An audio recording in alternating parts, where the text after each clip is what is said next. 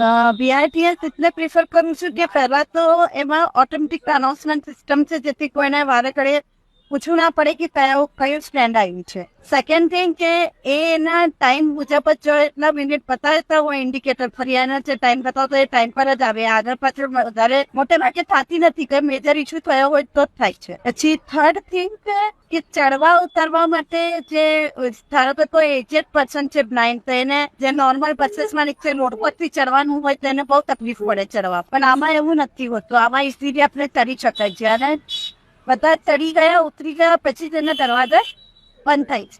Almost BRTS હજી હું સરસપુરથી Australia દરવાજા આવવા માટે એએમટીએસ યુઝ કરું છું, કેમ કે એ રૂટ પર બીઆરટીએસ નથી. ને વચ્ચે જેમ કે આરબી ગેટ નંબર 2 છે, તો અહીંયા એક એવો સાઉન્ડ સિસ્ટમ લગાડો કે બસ આવે છે એ કયા નંબરની બસ છે અથવા કયાની બસ છે, ખાલી એટલું એ બોલી જાય કે બસ નંબર સમથિંગ સમથિંગ.